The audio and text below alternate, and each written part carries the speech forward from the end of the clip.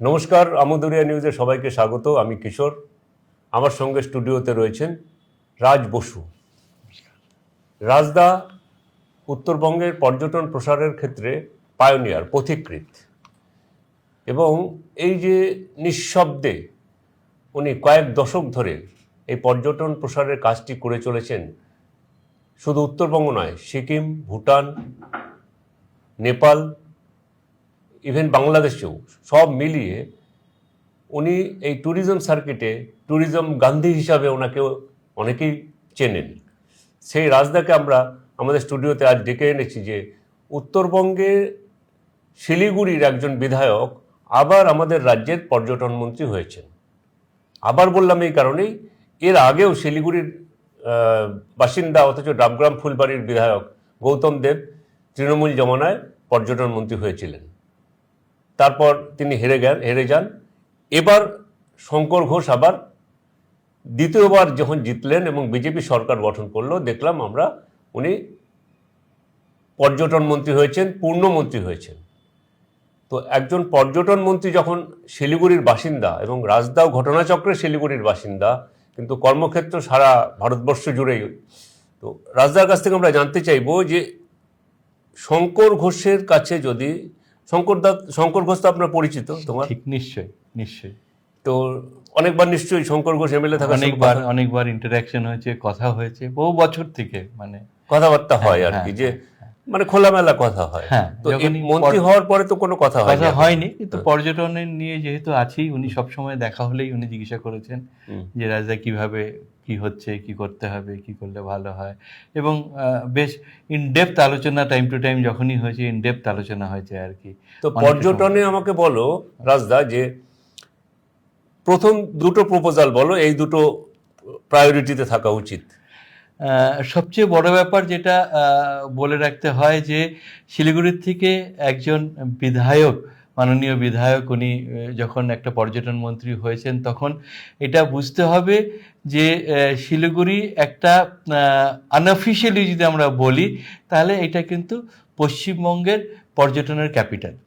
আমরা চাই না চাই, আমরা কিন্তু এইটা বারবার করে দেখানো হয়েছে, বারবার করে আমরা দেখেছি। কেন কি, আমি যখন পর্যটন নিয়ে কাজকর্ম শুরু করি, তখন পুরো ফোকাসটাই কলকাতার থেকে এবং কলকাতার উপরে বেস করেছিল।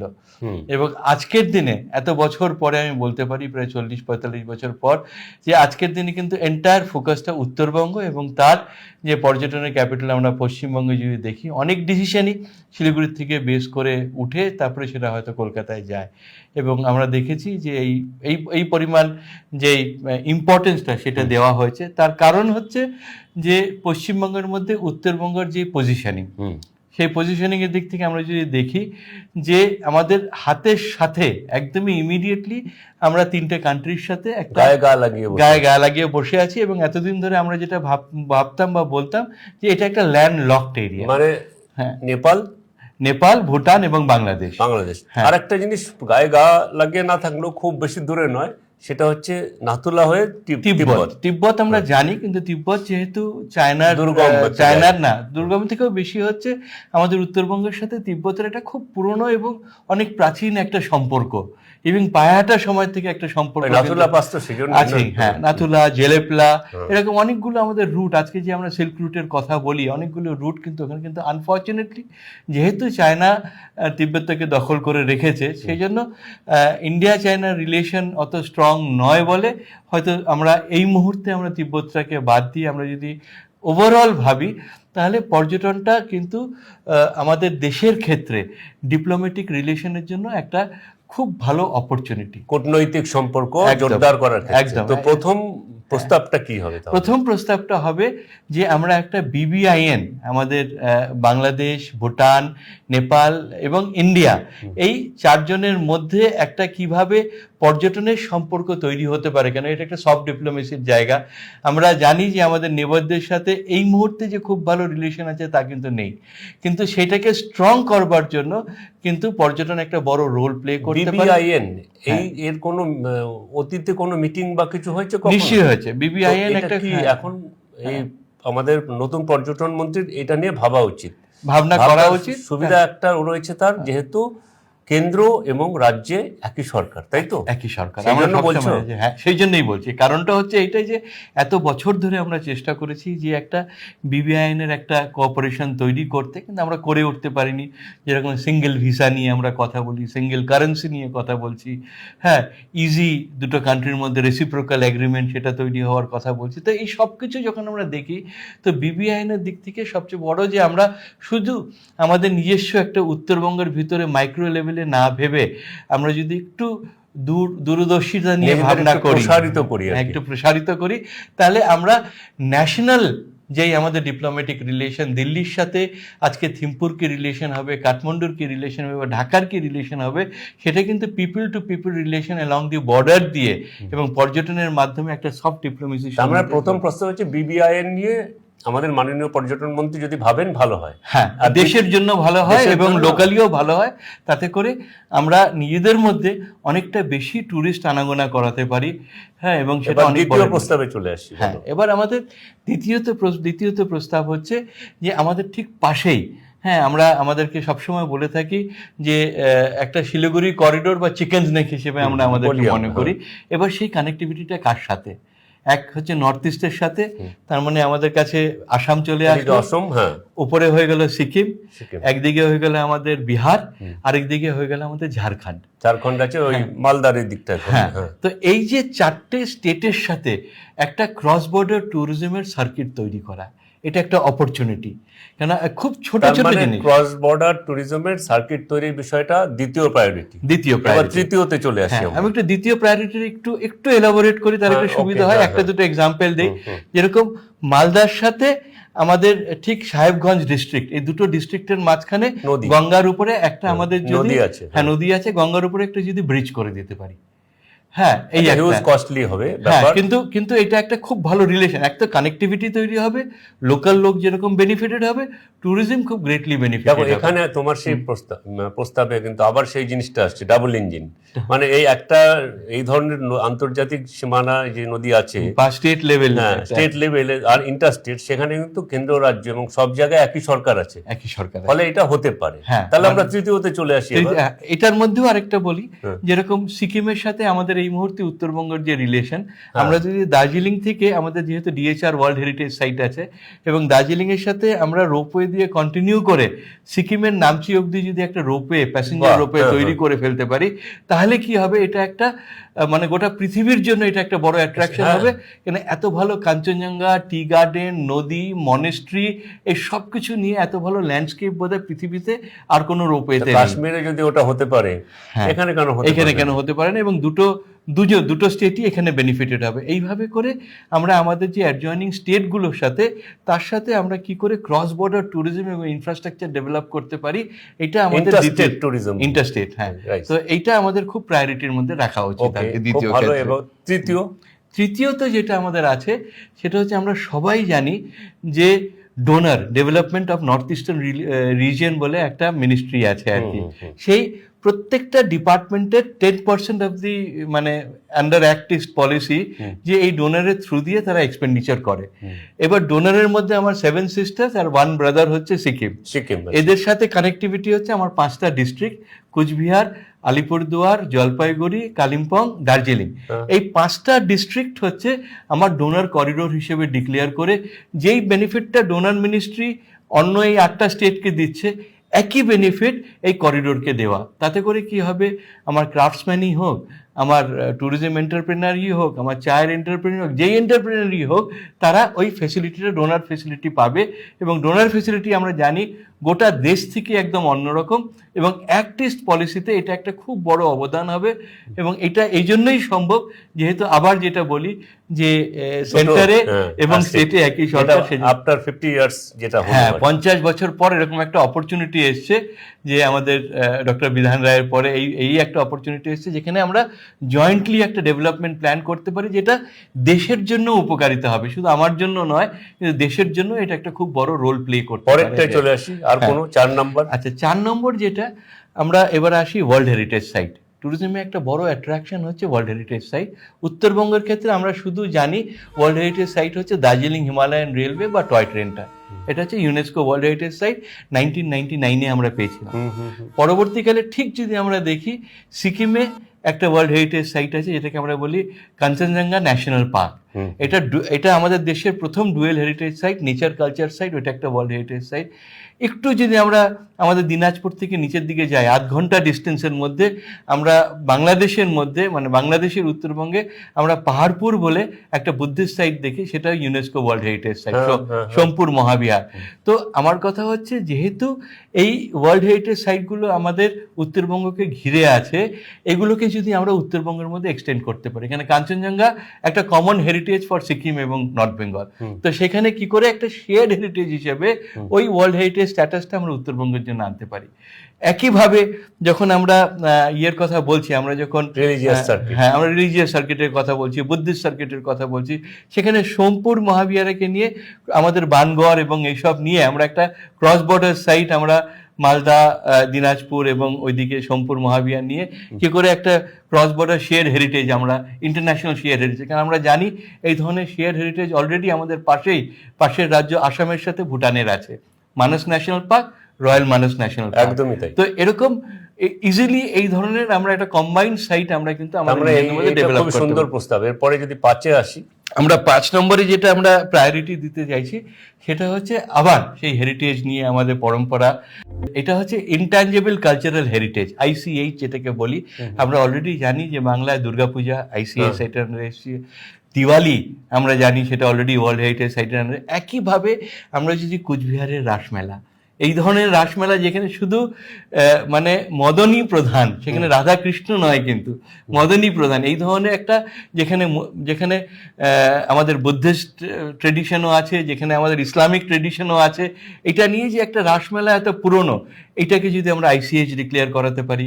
আমাদের এখানকার লোসার, হ্যাঁ আমরা জানি যে আমাদের ডুকপা লোসার বা ভোটে লোসার, মানে টিবেটিয়ান লোসার, ডুকপা লোসার, সিকিমিস লোসার, সবই আমাদের এখানে মানানো হয়। তো এই এতগুলো লোসার এখানে একসাথে মানানো হচ্ছে, সেই লোসারকে যদি আমরা একটা ইনট্যাঞ্জিবল কালচার হেরিটেজ সাইট করতে পারি, এইভাবে করে যদি আমরা এই মানে এই কালচারাল হেরিটেজের জায়গাটাকেও আরেকটু মাথায় রাখতে হবে। এটাকে আমরা বলি ইনট্যাঞ্জিবল কালচারাল হেরিটেজ, এটা পাওয়া অনেক বেশি ইজি। তো এইটার পিছনে যদি স্টেট ইনভেস্ট করে, তার রিসার্চ করা, তার ডকুমেন্টেশন করা, তার অ্যাপ্লাই করলে ইমিডিয়েটলি এই ফেস্টিভ্যাল টাইমগুলোতে অনেক বেশি ট্যুরিস্ট এখানে আসতে শুরু করবে, যেহেতু এটা একটা world heritage ICH site. By the way, আমি একটু জিজ্ঞাসা করি, হর্নবিল যে ফেস্টিভ্যাল হয়, ওটা কি ওয়ার্ল্ড হেরিটেজ? এখনো অবধি ICH এর জন্য ওরা চেষ্টা করছে, অ্যাপ্লাই করেছে, ওরা চেষ্টা করছে, কেন এটার একটা প্রসিডিওর আছে। আচ্ছা, সেই প্রসিডিওরটা ফলো করার জন্য তার পেছনেই স্টেটের একটা বড় রোল থাকে। ঠিক, স্টেট এবং সেন্টার দুজনে, কেন কি এটা স্টেট প্রপোজ করবে, সেন্টার ওইটা ইউনেস্কোকে পাঠাবে এবং অ্যাপ্রুভ করে আমরা চলে আসি 7 নম্বরে। হ্যাঁ, 7 নম্বরের আমাদের যেটা প্রায়োরিটি সাইট, সেটা হচ্ছে ক্রিয়েটিভ ইকোনমি। আজকে পৃথিবীর সবচেয়ে মানে এই SDG, সাস্টেনেবল ডেভেলপমেন্ট গোলস, এবং এইগুলোকে আমরা সামনে রেখে যে ইকোনমির কথা বলি, সেটা ক্রিয়েটিভ ইকোনমি। এবং ক্রিয়েটিভ ইকোনমি বাংলার ক্ষেত্রে, বিশেষ করে উত্তরবঙ্গের ক্ষেত্রে অনেক বেশি রুটেড। তার কারণ হচ্ছে আমরা হ্যান্ডিক্রাফটের ক্ষেত্রে খুব স্ট্রং, আমরা হ্যান্ডলুমের ক্ষেত্রে খুব স্ট্রং। এখানে আমাদের এত ট্রাইবাল কমিউনিটি আছে এবং অন্য কমিউনিটিজ আছে, আমাদের কালচারালি, আমাদের নাচ গান সব দিক থেকে আমরা এতটাই স্ট্রং যে আমাদের ক্রিয়েটিভ ইকোনমি কিন্তু একটা বড় স্পেস নিতে পারে। এবং অলরেডি আমরা জানি যে অনেকগুলো আমাদের এই ধরনের হ্যান্ডিক্রাফট বা হ্যান্ডলুম অলরেডি GI পেয়ে আছে। কুচবিহারের মতো একটা জায়গা যেটাতে আমরা টুরিস্ট প্রায় দেখি না, সেখানে প্রায় 13টা ক্রাফট আছে যেটা ইন্টারন্যাশনাল মানের।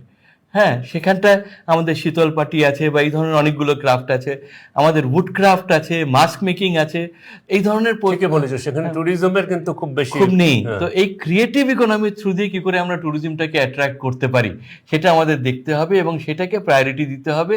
এটা একটা খুব পুরনো সময় থেকে, অনেক দিন থেকে এটা আমরা চাইছি এটা একটা হোক, এবং এই ধরনের ট্যুরিজম মাস ট্যুরিজমের থেকে অনেক বেশি রেভিনিউ আনে। এবং একদমই আমি ওড়িশায় দেখেছি এরকম বিদেশের লোকরা সব নির্দিষ্ট গ্রামগুলোতে যাচ্ছে, দেখছে কিভাবে বানানো হচ্ছে। একদমই তাই, সিকিমে তাই হচ্ছে, অরুণাচলে তাই হচ্ছে, আমার আশপাশে সব জায়গায় সেটা হচ্ছে, আমার এখানে কেন উত্তরবঙ্গে সেটা হবে না? হ্যাঁ, এবং সেটা উত্তরবঙ্গের ক্ষেত্রে এটা কিন্তু একটা বড় স্পেস নিতে পারে। 8 নম্বরে আমরা চলে আসি। আমরা 8 নম্বরে আমরা যদি তার পরেরটাই যাই, এই মুহূর্তে উত্তরবঙ্গ আমরা দেশের মধ্যে হোমস্টে ইকোসিস্টেমের মধ্যে 1 নম্বর। উত্তরবঙ্গ উত্তরবঙ্গ 1 নম্বর হোমস্টে ইকোসিস্টেম, গোটা দেশের মধ্যে আমরা 1 নম্বর। এবার এই মডেলটাকে আমরা কি করে আরো আপগ্রেড করতে পারি, আমরা গোটা দেশকে দেখিয়েছি। আমরা দার্জিলিং এর কাছে তিনচুলে একটা গ্রাম দিয়ে অ্যাক্টের তরফ থেকে আমরা শুরু করেছিলাম, এবং সেটা গোটা পৃথিবীর গোটা দেশের জন্য আজকে একটা হোমস্টে মডেল। এটা কিন্তু বেড অ্যান্ড ব্রেকফাস্ট নয়, এটা কি করে একটা মানুষের বাড়ির তার আতিথেয়তা, তার যে কালচার, তার সাথে একটা ট্যুরিস্ট কি করে এক্সচেঞ্জ করবে, তাকে একসাথে কি করে হবে। তো এটা প্রথম দিকে অনেকটাই বিরোধ করেছিল বহু এর আগের যারা ছিল তারা, কিন্তু পরবর্তীকালে আমরা দেখেছি ধীরে ধীরে করে এটাকে আমরা একটা আমাদের দেশের মধ্যে 1 নম্বর ইকোসিস্টেমে নিয়ে গেছি। এবার নেক্সট আমাকে যদি নিয়ে যেতে হয়, তাহলে আমাকে কি করতে হবে, স্পেশাল ইন্টারেস্ট অ্যাড করতে হবে। যে একটা ডেস্টিনেশনে একটা গ্রুপ অফ হোমস্টে হয়তো বার্ড ওয়াচিং এর জন্য ব্যবহার হবে, একটা গ্রুপ অফ হোমস্টে হয়তো ওয়েলনেস ট্যুরিজমের জন্য ব্যবহার হবে, একটা গ্রুপ অফ হোমস্টে হয়তো অ্যাডভেঞ্চারের জন্য ব্যবহার হবে। পর্যটন দপ্তরের কি ভূমিকা থাকবে? পর্যটন দপ্তরের ভূমিকা এখানে বিশেষ করে হচ্ছে স্কিল ডেভেলপমেন্ট। স্কিল কেন কি, এই যে হোমস্টেগুলো চালানো হচ্ছে, এগুলো করা হচ্ছে, এখানে প্লাম্বিং এর কাজ দরকার, এখানটায় মেশিনারি কাজ আছে, এখানে অনেক রকম রিপোর্ট। গ্রামের ছেলে মেয়েদেরকে কি করে বিভিন্ন এই কাজে মানে রিক্রুট মানে অ্যাটাচ করতে হবে। দ্বিতীয়ত হচ্ছে আমাদের বেশিরভাগ গ্রামে কোনো হেলথ ফেসিলিটি সেভাবে নেই। তো এখানে আমি যদি হেলথ ভলেন্টিয়ার্স ট্যুরিজমের জন্য তৈরি করি, তাহলে একই হেলথ ভলেন্টিয়ার্সরা কিন্তু লোকাল মানুষের জন্য কাজ করতে পারবে। তো এই যে এইভাবে করে হেলথ, সেফটি, ডিজাস্টার ম্যানেজমেন্ট, আমাদের skill for plumbing, skill for electricity, তারপরে স্কিল ফর বার্ড ওয়াচিং, হ্যাঁ, স্কিল ফর বোটানিক্যাল। অনেক গ্রামের ছেলেমেয়েরা আছে যারা খুব ভালো পাখির শীষ দেখে বলে দিতে পারে কে কোন পাখি কিভাবে করে আছে, এটা বলে দিতে পারে। তো সেই জায়গাটাই যদি আমরা দাঁড়িয়ে দেখি, তাহলে আমরা দেখতে পাই যে এই স্পেশাল ইন্টারেস্টের তরফ থেকে আমরা যদি স্কিলটাকে তৈরি করি গ্রামে, তাহলে কোনো গ্রামের ছেলেমেয়েকে বাইরে আর যেতে হবে না, তাকে কাজের খোঁজে তাকে অন্য জায়গায় যেতে হবে না। যেমন আমি ধরো আমি যে দু এক জায়গায় গেছি বাইরে ভিন দেশে, আমি দেখেছি সব পড়াশোনা করছে, মানে গ্রাজুয়েশন করছে, পোস্ট গ্রাজুয়েশন করছে, ট্যুরিস্টদের সাথে আবার পার্ট টাইম এসে গাইডের কাজ করছে। এটা আমি অলরেডি আপনাকে যেরকম বলেছিলাম এর আগে, যে আমরা কেরালাতে এটা করে এটা অ্যাচিভ করতে পেরেছি। এটাকে আমরা বলি রেসপন্সিবল ট্যুরিজম মিশন। একদম এই শিলিগুড়িতেই ভাবা যায় না, শিলিগুড়িতে কখনো এরকম ট্যুরিজম ভলেন্টিয়ার দেখিনি। শিলিগুড়ি কলেজ রয়েছে, এতগুলো কলেজ রয়েছে, এখানকার ছেলে মেয়েদের কিন্তু স্কিল ডেভেলপমেন্ট করে বলা যায় যে তুমি হেরিটেজ ওয়াক, একটা হেরিটেজ ওয়াক করাও, তুমি শপিং করাও, তুমি এটা করো। এই যে তার আর্নিং হচ্ছে, লার্নিং হচ্ছে, সবচেয়ে বড় তার একটা কানেক্টিভিটি হচ্ছে, নির্ভরযোগ্যতা, পৃথিবীর সাথে তার একটা কানেক্টিভিটি, তার কমিউনিকেশন স্কিল বাড়ছে। এই যে একটা গোটা ইকোসিস্টেম, ট্যুরিজমটা যে ডাইরেক্টলি কোনো রেভিনিউ নিয়ে আসে তা নয়, কিন্তু ট্যুরিজম এমন একটা জায়গায় আছে যেখানটা রেভিনিউ জেনারেশন, রেপুটেশন, রিলেশন। এই রেপুটেশন যে একটা জায়গা ভালো, যে গুজরাট থেকে যে আজকে আমাদের মাননীয় প্রধানমন্ত্রী আমরা জানি, তার প্রথম এজেন্ডাই ছিল গুজরাট মডেল, এবং সেটা পর্যটনের মাধ্যমে উনি দেখিয়েছিলেন যে গুজরাটের কি করে মডেলটা কাজ করে। তো একইভাবে আমাদের উত্তরবঙ্গের একটা মডেল, যেখানে এতগুলো দেশ দিয়ে আমরা ঘুরে আছি, এতগুলো স্টেট দিয়ে ঘুরে আসি, এই মডেলটা আমরা কি করে এগিয়ে নিয়ে যেতে পারি, এক্সপ্লোর করা। আর কিছু আছে, আরেকটু আছে, 9 নাম্বার আছে, হ্যাঁ, সেটা হচ্ছে যে আমরা বহু বছর থেকে আমরা বাংলাকে এবং বিশেষ করে উত্তরবঙ্গকে আমরা ঠিক মতো মার্কেটে পৌঁছতে পারিনি, যেখান থেকে আমার ট্যুরিজম অরিজিন হয় আর কি। আমাদের বাংলা, আমরা জানি পশ্চিমবঙ্গ হচ্ছে ট্যুরিজমের জন্য সবচেয়ে অ্যাডভান্টেজিয়াস পজিশন। তার কারণ হচ্ছে ট্যুরিজম প্রোডাক্টও এখানে অ্যাভেলেবেল, ট্যুরিস্টও এখানে অ্যাভেলেবেল। কিন্তু তার বাইরে যদি আমাকে আমাদের স্টেটের বাইরের রেভিনিউ আনতে হয়, আমাকে আমার দেশের বাইরের রেভিনিউ আনতে হয়, তাহলে আমাকে বাংলাকে বা গ্রাম বাংলাকে আমাকে দেশ বিদেশের পর্যটনের মার্কেটে নিয়ে যেতে হবে, যেখান থেকে সবচেয়ে বেশি পর্যটন ভারতবর্ষে আসে। সেই মার্কেটগুলোতে আমরা একটা লম্বা সময় ধরে কিন্তু রিচ আউট করিনি। আমরা কলকাতায় খুব রিসেন্টলি কতগুলো মেলা হতে চলছে, কেন কি এই জুলাই আগস্ট মানেই হচ্ছে পর্যটন মেলার সময়। কলকাতায় হবে, বম্বেতে হবে, আহমেদাবাদে হবে, চেন্নাইতে হবে, বিভিন্ন জায়গায় পর্যটন মেলা হবে। সেখানে কি পশ্চিমবঙ্গ এবার থাকবে? এটা দেখেন, এত বছর ধরে পশ্চিমবঙ্গ ছিল না এই পর্যটন মেলা, সেখানে কি পশ্চিমবঙ্গ থাকবে?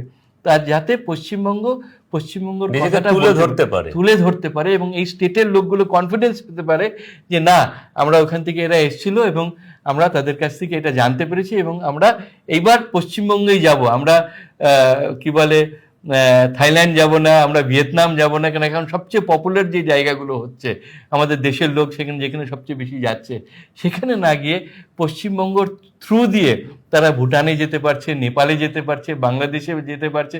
এই যে একটা ইন্টারন্যাশনাল সার্কিট পশ্চিমবঙ্গ থ্রু দিয়ে সম্ভব, এটা কি আমরা তুলে ধরতে পারছি বাকি স্টেটগুলোর কাছে? না। হ্যাঁ, এই জায়গাটা কেন আমরা দেখব না, এই জায়গাটা কেন আমরা কনসেন্ট্রেট করব না? এবং প্যারালালি আমরা যখন লোকালির কথা ভাববো, প্রত্যেকটা স্কুল কলেজে পর্যটনের ভাবনা নিয়ে পড়াশোনা, পর্যটন নিয়ে পড়াশোনা, এটা যেরকম আমরা সিকিমে করতে পেরেছি, ক্লাস 11-12-এ tourism is a must subject, পড়তেই হবে 11-12-এ। তো একইভাবে আমরা কেন পশ্চিমবঙ্গের ক্ষেত্রে সেটা করতে পারবো না?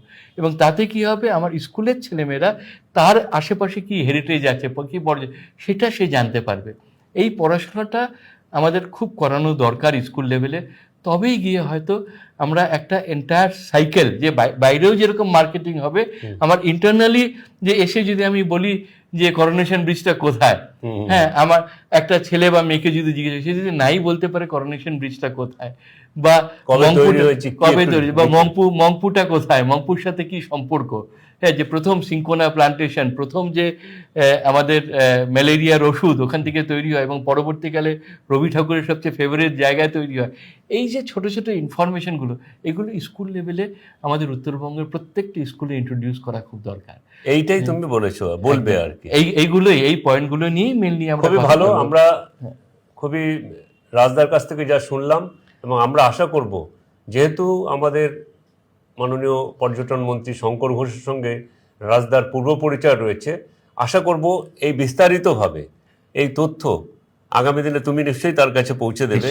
এবং তোমার সাথে তো অনেকবার কথাই হয়েছে, ঠিক, এবং মাননীয় পর্যটন মন্ত্রী কতটা কি করবেন, বা উনি চাইলে কি কতদূর কি করতে পারবেন, সেটা নিয়ে আলোচনা এখন আমরা বলতে পারি যে কেন্দ্র এবং রাজ্যে একই সরকার রয়েছে, একই দলের, ফলে পর্যটন মন্ত্রীর কাছে রয়েছে অঢেল একটা সুযোগ।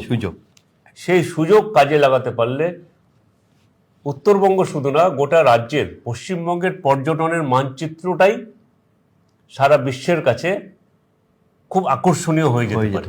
একদম, তাই তো? একদম, আমরা যাতে মানে একটা গ্লোবাল ট্যুরিজম ম্যাপে আমরা ঢুকতে পারি, সেটাই আমাদের টার্গেট করতে হবে। সেটা করতে পারলে তো শঙ্কর ঘোষের জয় জয়কার হবে, এবং তাতে আমাদেরও জয় জয়কার হবে, যেহেতু উনি এখানকার। আমরা আশায় থাকবো, খেয়াল রাখবো উনি কি করেন। এখন এখানে শেষ করছি। রাজদাকে অনেক অনেক ধন্যবাদ। আমুদুরিয়া নিউজ আপনাদের সঙ্গে আছে, আপনারা আমুদুরিয়ার সঙ্গে থাকুন। আমুদরিয়া নিউজ, প্রান্তজনের কণ্ঠস্বর।